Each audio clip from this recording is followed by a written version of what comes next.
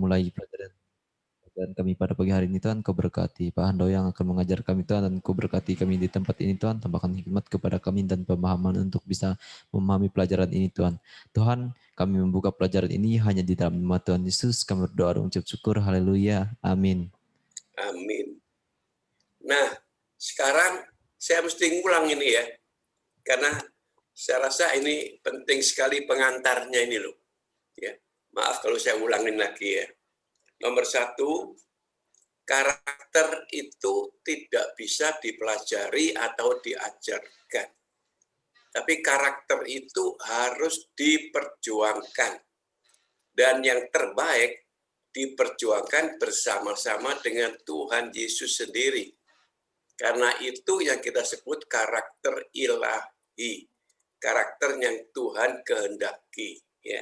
Dan kenapa demikian? Karena memang kita lihat Tuhan waktu mengatakan di dalam Yohanes 14 ayat 6, Akulah jalan, kebenaran, dan hidup. Karena karakter ilahi hanya didasarkan atas kebenaran-kebenaran. Itu perhatikan sekali ya. Jadi ini yang saya ingin sampaikan sebagai pengantar dulu. Karena bahaya sekali atau ya kalau kita nggak mengerti sebetulnya dari mana timbulnya karakter-karakter yang tidak baik itu. Ya kita mesti belajar dari situ. Nah, saya ingin contoh aja lah ya. Saya tanya sama kalian ya supaya bisa timbal balik gitu ya. Apakah Musa memang disebut seorang yang sabar? Karena sering kali disebutkan Musa adalah luar biasa tentang kesabarannya. Pertanyaan saya, tolong dijawab dong. Betul nggak Musa disebut orang yang sabar? Iya, Pak. Nah, kalau kalian jawab iya, perhatikan. Kalau dia orang yang sabar, kenapa dia marah dan kemudian membunuh itu orang yang mengatakan, kamu kemarin lihat pukul-pukulan, kamu malah memukul orang ini ya, orang Mesir ya, dan akhirnya kamu bunuh. Apakah itu seorang yang sabar? Tidak. Nah, kita lihat sekarang ya, kapan sebetulnya Musa bisa disebut seorang yang sabar? Setelah dia mengalami suatu pelatihan, ya kan? Dia lari dan dia kemudian menjadi gembala. Saudara, gembala itu sangat membutuhkan kesabaran. Kalau gembalanya nggak sabar, habis dia yang namanya kambing dombanya itu. Iya kan? Jadi butuh suatu kesabaran. Jadi dilatih dulu. Nah disinilah peranan saya katakan bersama-sama dengan Tuhan, kita mau diajarkan, maka bisa. Akhirnya terbentuklah Musa sebagai orang yang sabar. Contoh yang lain. Elia, ya, Nabi Elia yang luar biasa. Apakah dia seorang penakut?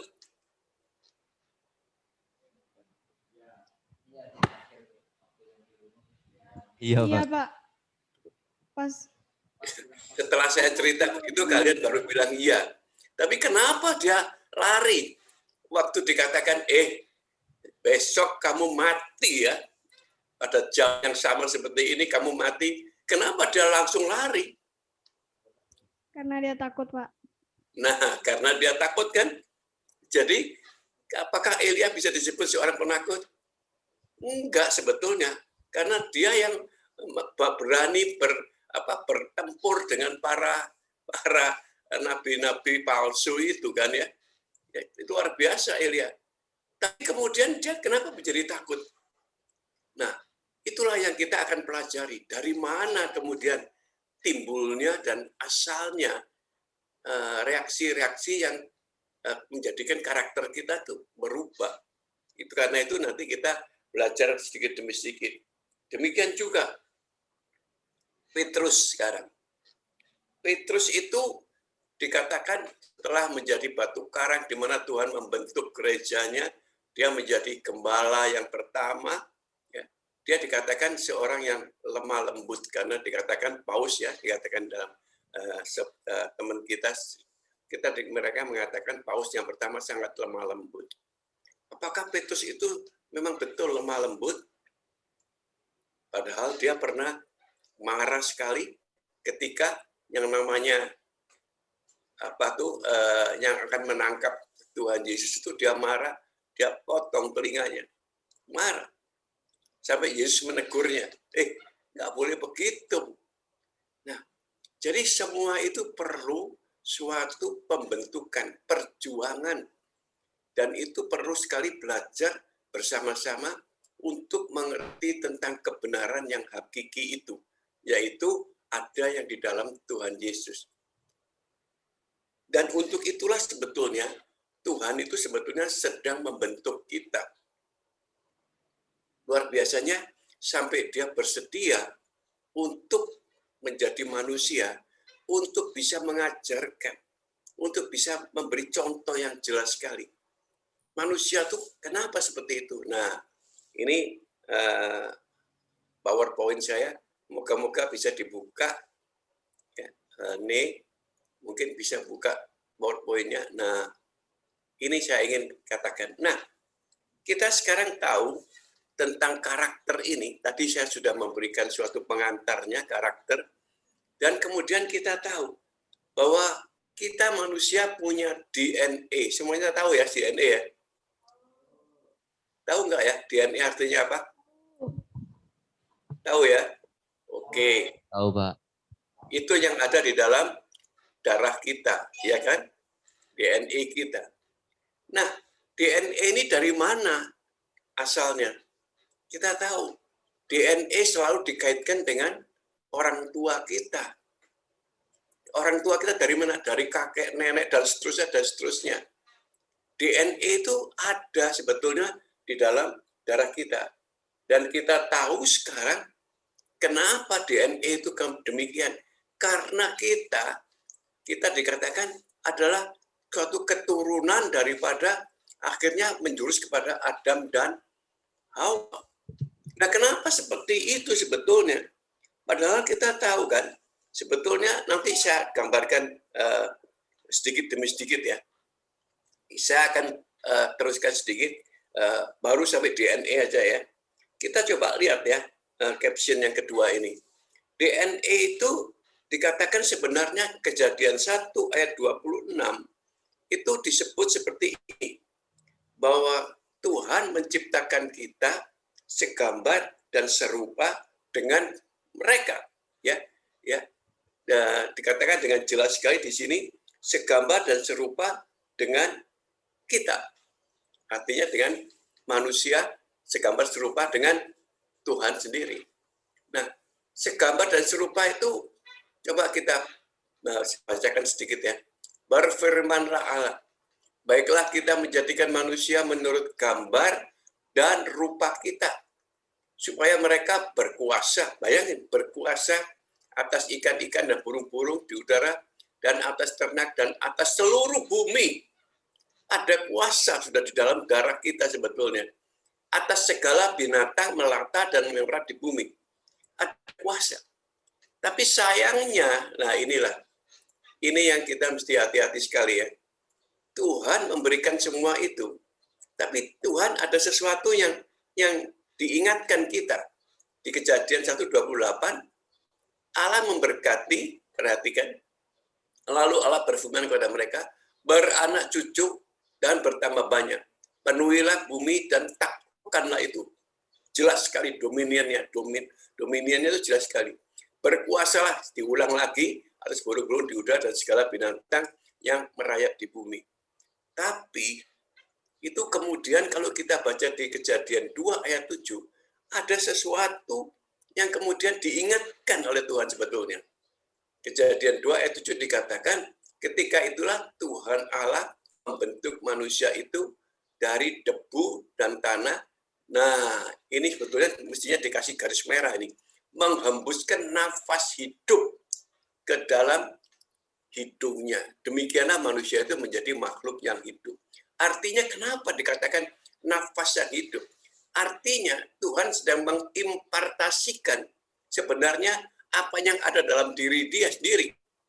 Nah, kalau kita tahu Tuhan itu sebetulnya ya sebenarnya semuanya itu ya dikatakan kebenaran, keadilan, semuanya ada dalam dia. Tapi juga ada satu hal yang penting sekali, yaitu mengenai otoritas atau kehendak bebas. Kehendak bebas. Tuhan itu mau menentukan kapan waktunya kita lahir, kapan kita waktunya dipanggil, itu adalah otoritas dia, itu adalah kehendak bebas dia, artinya nggak ada yang bisa mencampuri. Iya kan? Nah, kehendak bebas ini kemudian diimpartasikan kepada manusia sejak itu. Nah, inilah yang kemudian menjadi sesuatu yang bahaya sekali buat kita semuanya. Jadi, artinya apa sekarang? Kalau kita lanjutkan sedikit, ya, kemudian di Kejadian 3, nah, Tuhan itu kan sudah mengerti semuanya. Di Kejadian 3, ternyata apa yang terjadi? Kejadian 3, si namanya Adam dan Hawa itu jatuh dalam dosa. Oleh siapa? Oleh si iblis, oleh si jahat itu. Jadi disitulah dimulai sesuatu. Jadi apa yang diimpartasikan oleh si jahat? Nah, kita tahu hanya Lucifer lah sebetulnya malaikat yang berontak kepada Tuhan. Malaikat yang punya tanda petik ya, saya nggak tahu malaikat punya hati atau enggak, tapi saya rasa dia tuh lagi iri. Perhatikan, dia iri sekali ketika Tuhan menciptakan manusia segambar serupa dengan dia. Nah, malaikat yang selama ini memuji dia, yang selama ini menyembah dia, ada di sekeliling dia, bahkan Lucifer adalah yang dikatakan worship leader gitu kan ya. Dia yang memimpin puji-pujian dan lain-lain. Kemudian, loh, kok ada lagi yang lebih hebat dari kita? Perhatikan ini ya. Maka Lucifer itu, nah disitulah timbulnya kejahatan, disitulah timbulnya kesakit hati, disitulah timbulnya kemudian dia berontak. Jadi akhirnya apa? Berontaklah dia, kita tahu kan, dia berontak luar biasa. Dan akhirnya akibatnya apa? Dia kemudian nggak suka sama ciptaan Tuhan yang lain, terutama manusia. Kita kembali ke atas sebentar, kita melihat sekarang, maka si Adam dan Hawa jatuh dalam dosa. Jatuh dalam dosa. Ya, kenapa demikian? Karena kalau kita baca perlahan-lahan, sebetulnya Tuhan di Kejadian 2 itu, Tuhan sudah memberikan sesuatu pelajaran yang penting sekali. Kadang-kadang kita nggak menyadari, setelah Kejadian 2 ayat 7, secara perlahan-lahan Tuhan memberikan suatu pelajaran sebetulnya. Nih, aku taruh kamu di Firdaus yang luar biasa itu kan, di taman yang indah itu. Dan segalanya, segala apa yang ada di situ, kamu boleh ambil, kamu boleh makan. Ya kan? Betul enggak? Tapi ada 2 pohon, tapi yang pertama, yang satu ini, dia katakan, jangan sampai kamu memakannya, karena itu adalah pengetahuan tentang baik dan jahat. Betul ya? Jadi pengetahuan antara jahat dan baik itu nggak boleh dimakan. Yang satunya lagi adalah pohon kehidupan, betul ya? Tapi dia cuma mengarahkan kepada ini adalah, jadi Tuhan sudah tahu, wah ini Lucifer ini berontak ini. Wah ini Tuhan sudah mengembuskan nafas untuk kehendak bebas manusia. Coba dilihat, kira-kira begitu. Ini pengertian yang saya dapat setelah berkumpul banyak dengan firman Tuhan ya. Kemudian saya dapat seperti ini kan. Jadi akibatnya apa? Akibatnya kita tahu si Adam dan Hawa nggak bisa memilih. Dalam arti kata kehendak bebasnya disalahgunakan. Ya, ditipu oleh si iblis tentunya. Si iblis itu luar biasa, dibolak-balik, kemudian diambillah itu. Ya, dan kita tahu mereka jatuh dalam dosa. Dan akibatnya apa? Akibatnya mereka itu dihukum. Ada hukumannya. Yang laki-laki harus bekerja keras, yang perempuan ada rasa sakit waktu melahirkan. Meskipun tadinya beranak cucu lah, itu Tuhan mengatakan dengan senang sekali ya. Itu nggak ada seperti itu. Mungkin pada waktu itu Nggak ada. Mungkin melahirkan dengan rasa sakit, nggak ada. Juga si Adam nggak akan bekerja keras. Tuhan sudah menyediakan semuanya. Sayangnya, karena kehendak bebas dia ditipu oleh si iblis, maka terjadilah dosa itu. Nah, ini yang disebut sebetulnya tentang kejahatan itu ada di dalam diri atau ada di dalam DNA-nya Adam dan Hawa ketika diturunkan ke Kain dan Habel. Betul nggak? Apa yang terjadi? Kain jadi marah. Kain jadi sakit hati, nggak tahu kenapa kira-kira dia berani membunuh Habel. Ya kan? Jadi kejahatan itu mulai ada di dalam DNA daripada kita manusia ini. Apakah kita menyalahkan Adam dan Hawa? Ya tentunya kadang-kadang kita mikir, wow sayang ya. Tapi kita juga belajar. Mungkin juga nggak apa-apa, Tuhan mungkin tahu ya. Kalau dia nggak bisa begini ya, oke kalau gitu aku kirim Yesus deh. Aku kirim Yesus deh. Setelah dicoba, dilihat sekian lama ya, aku kirim Yesus deh. Coba perhatikan ya. Coba perhatikan waktu Nuh. Nuh baik sekali, luar biasa, taat, setia. Ya kan, ada sesuatu yang baik dalam diri dia. Ketaatan dia, kesetiaan dia, perjuangan dia luar biasa. Tapi kok dia jatuh juga ya. Ketika dia mulai mabuk-mabukan, itu adalah suatu akar sebetulnya. Akar daripada kejahatan. Dia mabuk-mabukan, akhirnya apa? Akhirnya terjadilah kesalahan demi kesalahan. Jadi salah juga ternyata. Nuh juga mengalami hal yang salah di sini. Ya, sampai akhirnya Tuhan juga mengatakan di kejadian berikutnya adalah waktu Menara Babel diberikan, semuanya jadi apa? Ada sesuatu yang lain di samping dalam bentuk kejahatan yang nyata seperti membunuh, mencuri atau apapun juga. Ada juga yang namanya kesombongan. Disitulah Tuhan mengatakan banyak ayat kalau saya ungkapkan, Tuhan membenci kesombongan. Simple kata-katanya, kesombongan. Perhatikan ya, kalau itu terjadi seperti itu, bagaimana akhirnya Tuhan mencerai-beraikan. Nah, kemudian baru kita masuk lagi pada era Abraham, ya kan ya. Di era Abraham ini kita melihat sesuatu yang luar biasa juga.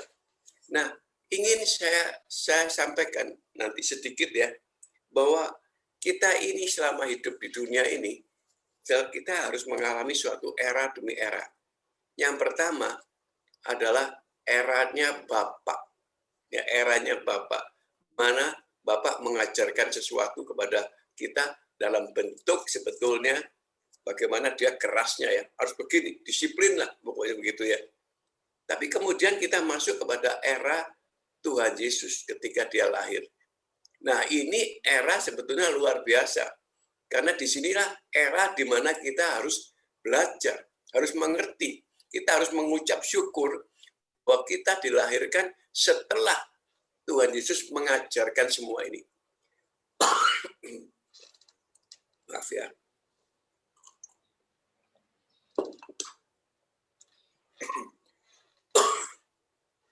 Jadi ini yang disebut eranya Tuhan Yesus. Ada yang menyebutkan zamannya Bapa, zamannya Tuhan Yesus. Dan sekarang ini,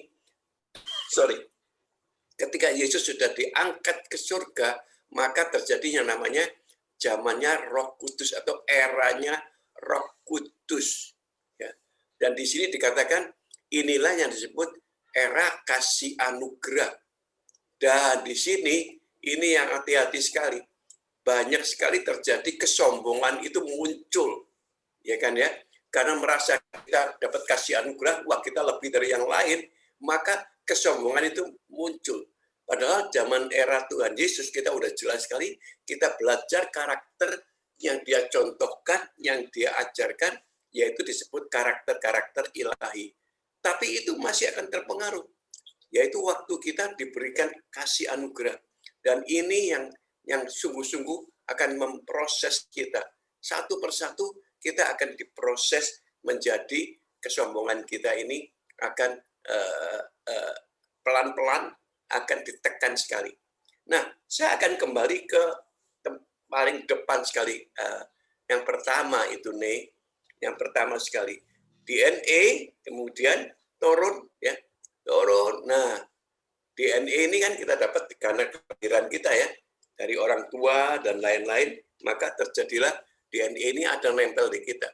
Karena itu, coba perhatikan. Anak kecil yang nggak tahu apa-apa sebetulnya ya, coba perhatikan.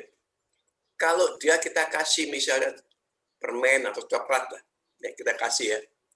Kemudian ada temennya lain datang kepada dia dan dia mau ambil atau minta lah apa yang dilakukan anak kecil itu biasanya dia nggak akan begitu aja kasih. Jangan ada sesuatu yang kita loh, kamu kok karakternya kayak gitu sih, baik dong sama teman gitu kan, kita bilang kenapa begitu. Nah itu yang disebut DNA yang menurun kepada anak-anak itu. Dan itu disebut temperamen. Temperamen dia itu dapatnya dari DNA itu muncul ke dalam keadaan kita sehari-hari. Temperamennya itu begitu mudahnya. Dan repotnya sekarang gini ya, kalau temperamen ini itu dilakukan berulang-ulang, seperti contohnya aja lah ya. Contohnya anak kecil kalau kita ajak ke supermarket, misalnya anak kecil. Di supermarket itu dia diam-diam ngambil satu permen. Kan nggak kelihatan kalau satu permen aja gitu kan ya. Permen ya. Dan dia lewat, diam, dia lewat. Nggak apa-apa loh ternyata. Bisa nggak ketahuan loh. Wah, dia seneng. Jadi akhirnya dia sering ikut ke supermarket. Ambil satu, ambil dua, ambil tiga, gitu kira-kira. Pokoknya kebiasaan itu diulang-ulang terus. Nah, kebiasaan yang diulang-ulang terus itu akan menjadi karakter. Perhatikan ini. Kebiasaan itu, apalagi yang nggak baik itu kemudian kalau kita ulang terus, itu akan menjadikan kita karakter. Jadi, apa yang terjadi kalau DNA kita bawa daripada orang tua kita, kalau temperamen ini terjadi pada waktu kita mulai lahir, dan kemudian kita bertumbuh, ya kan ya, di lingkungan keluarga tentunya ya, maka temperamen itu mulai ada. Makanya jangan salah. Kadang-kadang kita dengar seperti ini. Wah, dia sih memang pemarah.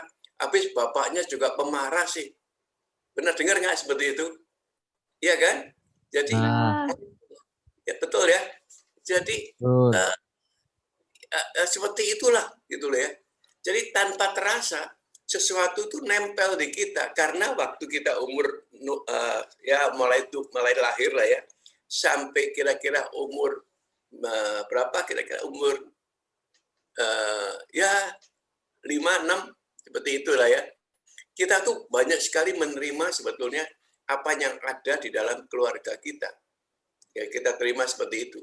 Nah, kemudian apa yang terjadi waktu lahir seperti itu?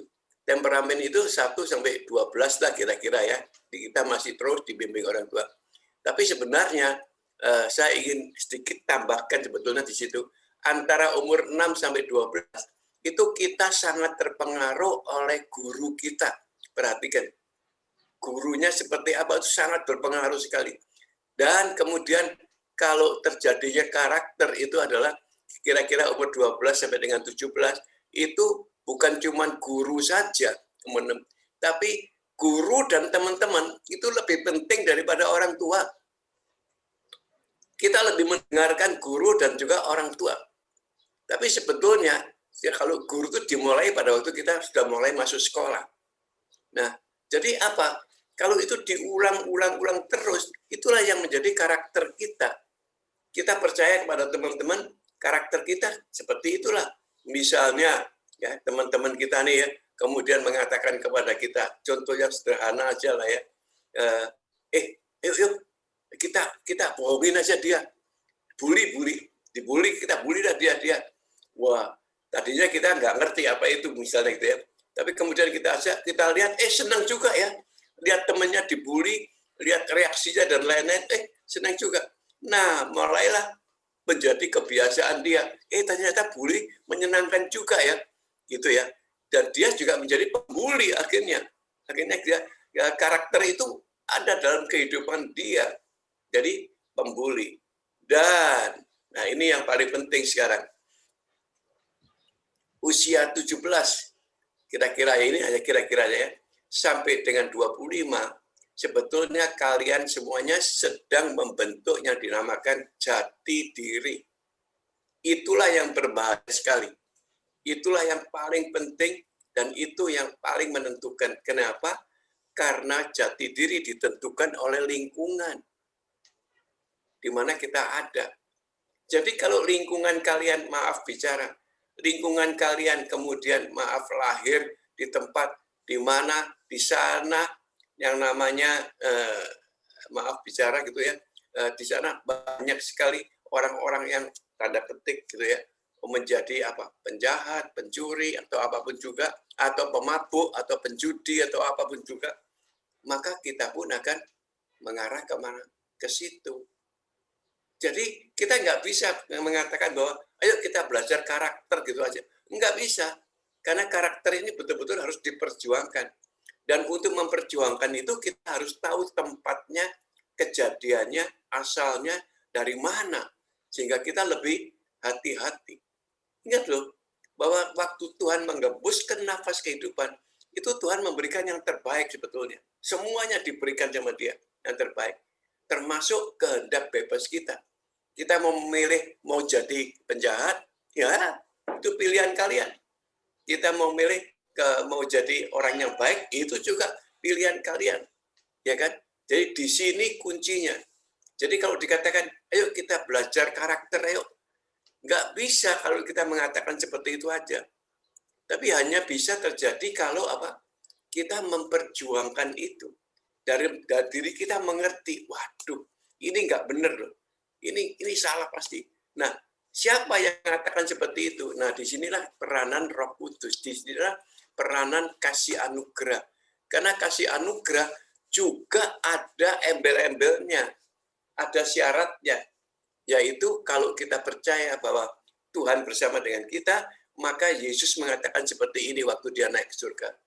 Aku akan memberikan apa? Warisan damai sejahtera. Betul enggak? Dan damai sejahtera, aku perhatikan, berbeda dengan damai sejahtera yang diberikan oleh dunia. Kok bisa begitu? Nah, waktu saya tanya teman, maaf bukan teman lah, ada orang-orang tertentu waktu saya bekerja ya, dia itu menjadi penjudi, luar biasa. Terus kalau saya tanya sama dia, ngapain sih menjadi penjudi? Kan rugi, kita bilang, kalau saya lagi berjudi itu saya rasanya tenang, rasanya ada damai sejahtera. Atau yang kecil-kecil aja lah, merokok misalnya. Dikatakan apa dia, kenapa sih kamu mau jadi perokok? Waduh, kalau nggak ngerokok, nggak tenang pikiran ini. Nah itu yang disebut damai sejahtera duniawi sebetulnya. Nggak tenang, kita nggak bisa berpikir. Kita ditipu terus oleh si iblis. Jadi kita mesti hati-hati di sini. Kita harus mengerti betul.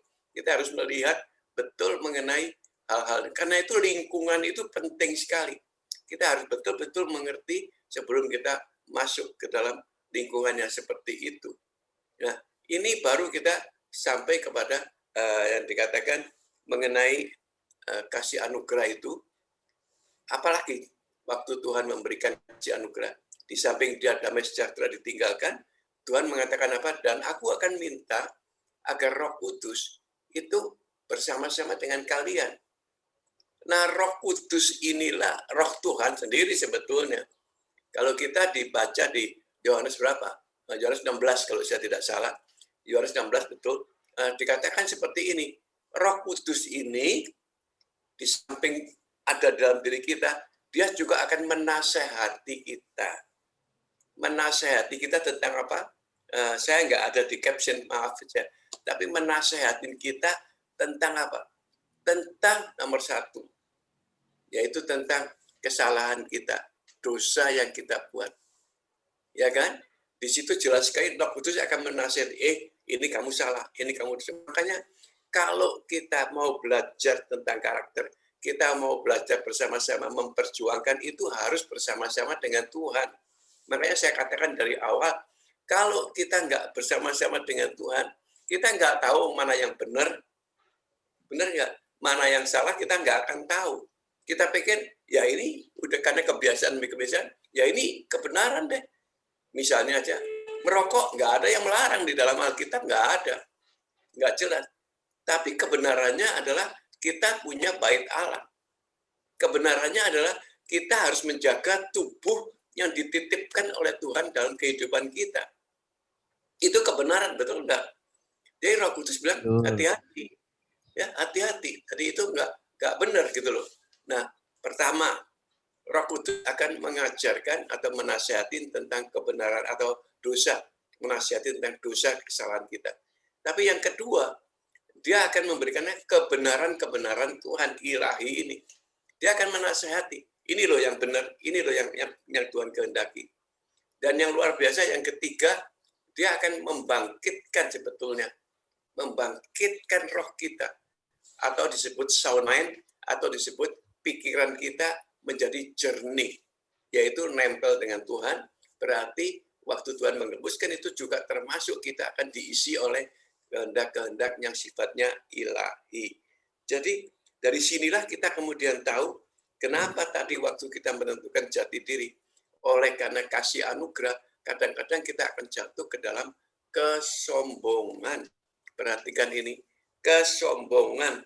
Dan itu sangat berbahaya sekali kalau kita menjadi orang yang sombong. Ya, karena itu di dalam firman Tuhan, dalam Alkitab kita akan menemukan banyak sekali. Tuhan membenci kesombongan, ya. Kemudian juga dikatakan, kalau di 1 Petrus jelas sekali, 1 Petrus dikatakan dengan jelas, kalau kamu nanti menggembalakan domba-dombaku, ya, gembalakanlah itu dengan hati yang murni, kesiapan seperti itu ya. Dan jangan seperti orang mau memerintah, apalagi kalau mencari keuntungan, ya. Saya agak lupa tempatnya, tapi ada di 1 Petrus ya. Kalau nggak salah 1 Petrus, coba saya lihat sebentar ya. Saya buka sebentar Alkitab saya. 1 Petrus 5 kalau saya nggak salah.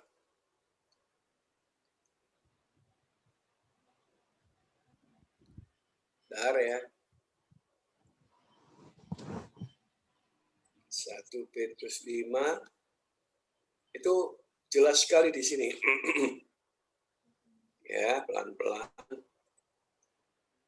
1 Petrus 5 ayatnya yang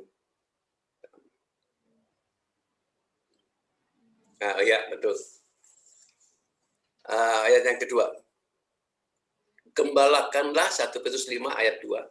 Gembalakanlah kawanan domba Allah yang ada padamu. Titipan lo. Ini titipan lo ya. Punyanya Tuhan lo ya. Jangan dengan apa? Paksa. Tetapi dengan sukarela. Sesuai dengan apa saudara? Kehendak Tuhan yang punya domba ini loh. Dan jangan karena kamu mau mencari keuntungan, tapi dengan pengabdian diri, ya. Yang ayat 3, janganlah kamu berbuat seolah-olah kamu mau memerintah. Ini bentuknya kesombongan yang nggak kelihatan, ya kan? Contoh yang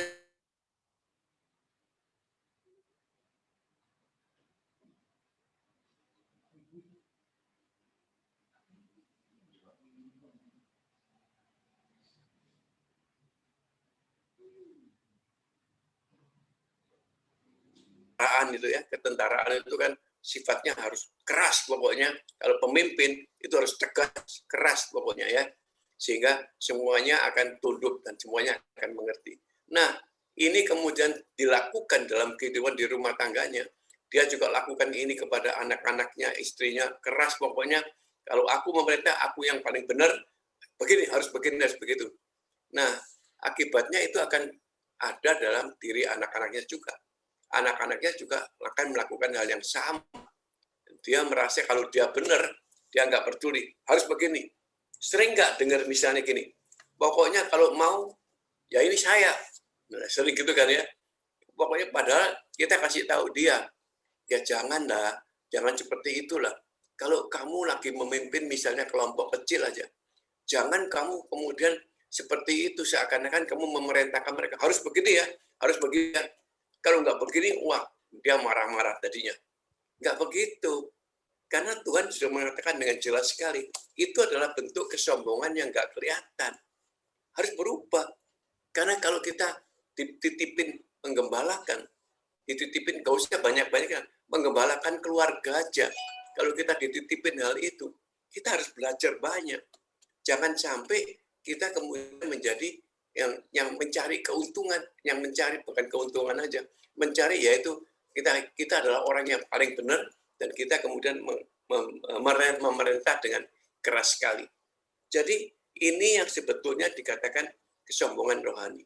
Nah, nanti akan banyak sekali kalau kita mau belajar tentang perbedaan antara kebenaran ilahi ini atau kebenaran atau karakter ilahi ini dengan apa yang terjadi dalam kehidupan kita sehari-hari. Dan saya nggak akan teruskan di sini karena ini dasarnya saya ingin memberikan untuk supaya kalian cerna dengan baik betul, kalian sadarin, kalian pelajarin betul ya. Nanti kita bisa sama-sama menuju kepada hal yang lainnya. Artinya yang lainnya itu adalah ada karakter-karakter yang kelihatannya baik kok ya. Tapi kok seperti ini ya? Kenapa? Dan bagaimana kok bisa berubah? Ya, contohnya aja Paulus. Paulus itu pada waktu dia menjadi seorang yang luar biasa di dalam tanda petik gitu ya. Waktu itu agama Israelnya, agama Yahudinya, dia termasuk orang yang pinter, yang hebat, yang belajar wah semuanya, dan dia kemudian membenci kepada pengikut Kristus. Apakah dia salah dalam pandangan orang Mesir? Enggak. Dia pandang model ini orang hebat benar. Ini orang yang patut dikasih ini, tapi ada yang salah. Yang Tuhan ajarkan adalah kesalahannya dia adalah akhirnya dia menjadi apa? Dia akan menangkap dan membunuh bahkan. Nah itu kesalahan benar. Nggak boleh itu. Nggak boleh kalau kita misalnya melihat musuh kita. Itu yang kita harus musuhi sebenarnya adalah apa? Yang dibalik itu semuanya. Bukan secara tubuhnya. Karena itu Tuhan katakan kita harus bisa mengampuni misalnya. Itu nggak mudah loh. Karakter untuk bisa mengampuni itu nggak mudah. Karakter untuk tidak dendam itu juga susah kalau kita nggak tahu bahwa itu kesalahan. Demikian juga Paulus. Perhatikan. Tetapi ketika dia bertobat dan ketika dia mengenal Yesus dan ketika dia tahu bahwa dia salah, maka dia belajar, diajar, diuji oleh Tuhan habis-habisan, ya kan ya? Sampai dia mengenal ini loh yang benar sebetulnya. Sampai karakter dia kemudian sama sekali berubah sekali. Karakter untuk dia bisa mengampuni, karakter untuk dia bisa bahkan ya dia membawa hal-hal yang luar biasa yang Tuhan berikan dalam kehidupan dia, yaitu banyak hal misalnya aja waktu kena badai gitu ya, Paulus kena badai bersama dengan kapalnya waktu menuju ke Roma gitu kan ya, dan dalam badai itu angin sakal sebetulnya bukan badai. Kemudian terjadilah semua orang-orang yang di situ semuanya ketakutan, semuanya tahu, waduh, padahal Paulus dengan pertolongan Roh Kudus sudah mengingatkan kalian mereka, jangan pergi-pergilah, kita sementara ini ada di pelabuhan aja. Nanti berbahaya kalau kondisi sekarang. Oh, mereka yang namanya ahli pelayaran, wah, nakoda dan lain-lain mengatakan, enggak, kita harus jalan, kita harus sampai kepada tujuan. Gitulah ya. Nah, apa yang terjadi? Karena angin sakal, semuanya ketakutan. Barang-barang sudah dibuangin semuanya. Mereka ketakutan. Tapi apa yang terjadi ketika Paulus mengatakan, nggak usah khawatir lah. Memang kita menderita saat, tapi tidak ada yang mati, tidak ada yang sampai kita korban karena hal ini. Kita akan selamat. Itulah bagaimana caranya kita mengenal Tuhan, bagaimana Roh Kudus mengingatkan kita, bagaimana Roh Kudus mengajarkan kepada kita, sehingga kita bisa menjadi contoh. Orang-orang itu pasti heran dan kemudian bertanya, kok berani-beraninya kamu mengatakan seperti itu? Pasti yang pertama kali begitulah, marah. Kalau bisa malah Paulus dibuang aja sekalian lah gitu ya. Ini orang kok kayak begini. Tapi ketika mereka sampai di pelabuhan dengan selamat, mereka pasti, kok kamu tahu ya, kok kamu bisa ya, bahwa kita nggak akan tewas dalam masalah ini. Disitulah saya yakin Paulus mulai bercerita tentang Tuhannya. Banyak sekali nanti akan kejadian demi kejadian, di mana orang melihat kita, itu melihat sebenarnya apa yang Yesus taruh dalam diri kita. Bahwa mereka melihat dan mereka akan bertanya, kok bisa ya kamu melakukan ini? Nah, itu yang dikehendaki Tuhan dalam bentuk kasih anugerah. Kasih anugerah Dia, itu yang ditaruh dalam diri kita. Dan itu yang menjadi pokoknya kita. Bahwa kita saat ini, puji Tuhan, kita itu masih ada di dalam era kasih anugerah Tuhan. Saya nggak tahu kalau kasih anugerah ini nanti dicabut, bagaimana. Tapi inilah kesempatan. Kalian-kalian yang dipilih, yang dipanggil oleh Tuhan, maka ayolah kita belajar. Jadi senang sekali ketika Erik mengatakan, kita harus belajar karakter. Ya betul memang. Karena saya sendiri dibentuk dengan luar biasa sekali. Saya nggak, sampai hari ini saya masih harus belajar terus. Masih terus dibentuk. Karena karakter ini terus moving ya. Terus akan terjadi. Karena Tuhan caranya adalah membentuk itu dengan melatih, dengan apa dikatakan menguji kita. Melatih, menguji, terus dilakukan. Contoh yang sederhana. Ketika kalian berdoa, Tuhan berikan aku kesabaran, maka kalian akan menghadapi terus hal yang membuat kalian jengkel, membuat kalian marah, membuat kalian macam-macam. Karena kesabaran itu memang harus diperjuangkan.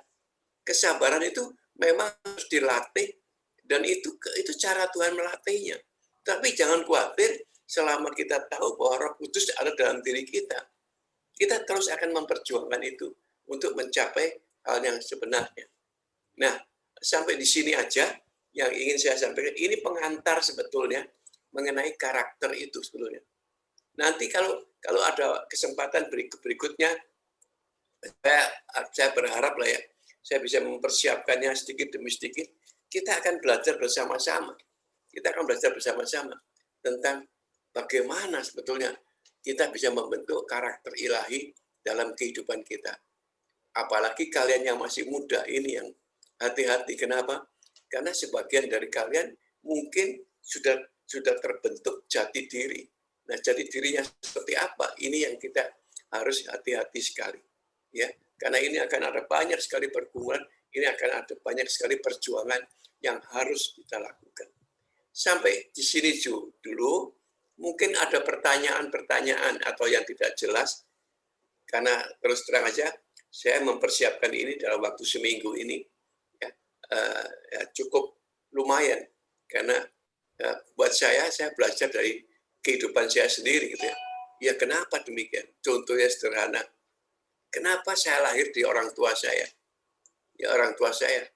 Padahal ya ini maaf sedikit saya bicara tentang keluarga saya. Ya. Ayah saya seorang yang keras, seorang yang pemarah. Dia sampai tekanan darah tingginya cukup tinggi, sampai boleh dikatakan dia meninggal juga masih muda, juga gara-gara darah tinggi sebetulnya. Dia pemarah betul. Tapi kalau dalam keluarga, dia adalah orang yang sabar. Orang yang baik sekali. Aneh kan kelihatan seperti itu.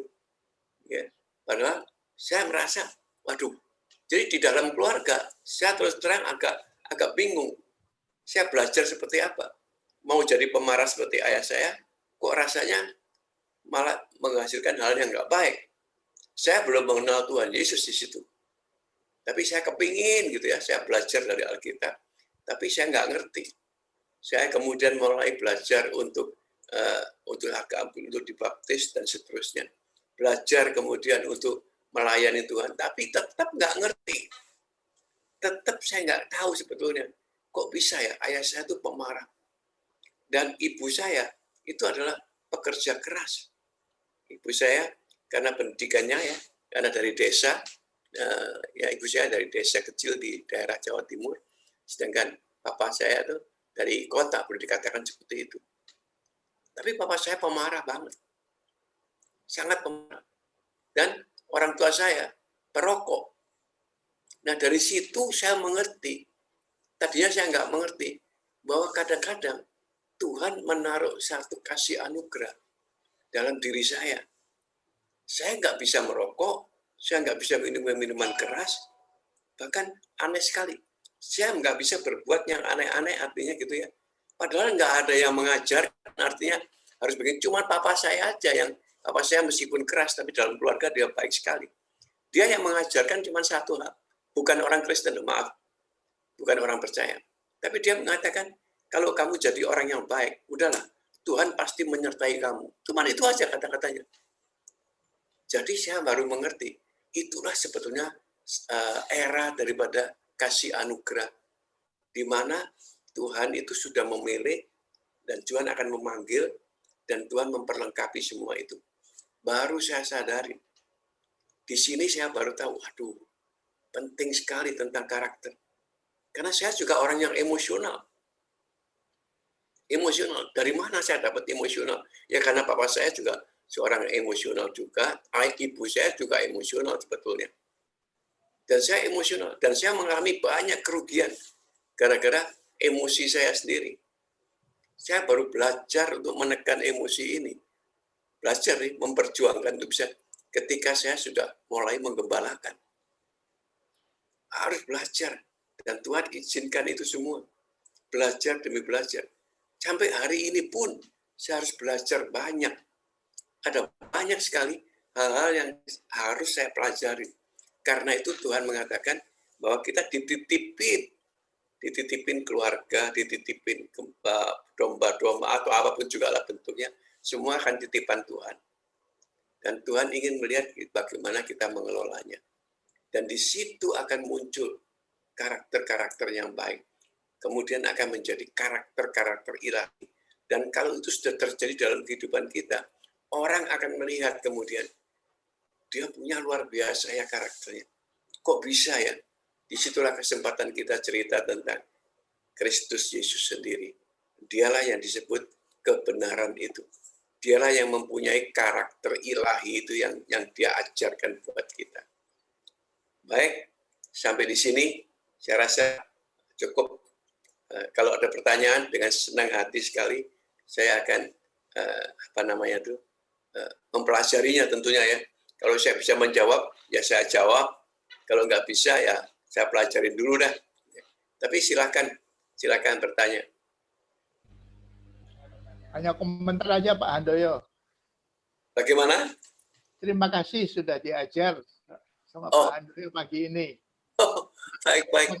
Rasanya siswa-siswa itu udah lewat masa pembentukan karakter, mereka sudah lihat banyak anak-anak pakai narkoba, teman-teman seks bebas, teman-teman mabuk-mabukan dan sebagainya. Sekarang ini tentunya oleh anugerah Tuhan mereka pada masa pembentukan jati diri ditangkap oleh Tuhan masuk besom. Moga-moga semua nanti menjadi pemburu-pemburu Tuhan, orang-orang yang intim dengan Tuhan, mereka kekasih Tuhan, kekasih Yesus yang luar biasa. Itu menjadi jati diri seumur hidup mereka. Terima kasih, Pak Handoyo. Ini Pak Yonatan ya? Waduh, ya. Apa kabar Pak Yonatan? Baik. Saya sebetulnya, saya bilang sama David ya, aduh, saya mau ngajar apa, Bang? Saya belajarnya dari Pak Yonatan. Oh, enggak apa-apa. Ya. Banyak penting untuk siswa-siswa belajar ini. Ya, baiklah. Terima kasih kalau gitu. Puji Tuhan lah. Ada pertanyaan lain? Ada jelas, Pak. Baiklah gitu. Kalau memang udah nggak ada, oke, saya berdoa sementara, kemudian habis itu kalian berdoa untuk menutup ya. Ya, saya berdoa terlebih dahulu ya. Tuhan, terima kasih untuk hari ini. Terima kasih untuk apapun juga ya Tuhan, di mana kami mempunyai kesempatan. Bahkan kami boleh belajar bersama-sama ya Tuhan. Bahwa kami tahu ya Tuhan, semuanya adalah dalam kasih anugerah ini. Kami tahu Tuhan, kami ada di dalamnya, kami mengucap syukur dan berterima kasih ya Tuhan. Dan kami belajar saat ini Tuhan bersama-sama, Dan tentunya kami nggak bisa belajar tanpa Engkau ya Tuhan. Karena itu Roh Kudus tolong. Bukan saja sertai kami, tapi nasihati kami, bahkan didik kami, bahkan tegur kami. Kalau kami ya Tuhan tidak mengerti. Karena itu Tuhan, biarlah ini semua terjadi dalam kehidupan kami semuanya, termasuk anak-anak pilihan-Mu yang ada di Singkawang saat ini, maupun yang mungkin ada di luar Singkawang dan sedang mengikuti juga melalui Zoom. Kami percaya Tuhan, biarlah berkat kasih anugerah ini jelas sekali ada dalam kehidupan kami. Bahwa ini adalah suatu yang luar biasa. Terima kasih Tuhan, terpujilah nama-Mu dengan segala ucapan syukur dan terima kasih. Kami tahu ya Tuhan, kami telah berdoa dan berterima kasih. Haleluya. Amin. Silakan kalau ada yang mau menutup. Ya baiklah, mari dalam doa kembali ya Tuhan, kami mengucap syukur atas penyertaan-Mu Tuhan, kami telah menyelesaikan pelajaran kami Tuhan, Kau berkati Pak Handoyo yang telah mengajar kami Tuhan, Kau berkati kesehatan, Kau berkati pelayanannya, dan Kau berkati keluarganya Tuhan. Tuhan, kami menutup pelajaran ini hanya di dalam nama Tuhan Yesus, kami berdoa dan mengucap syukur, haleluya, amin. Amin. Selamat pagi semuanya, Tuhan memberkati. Terima kasih Pak. Tuhan berkati Pak, sampai ketemu minggu depan lagi Pak. Tuhan berkati ya.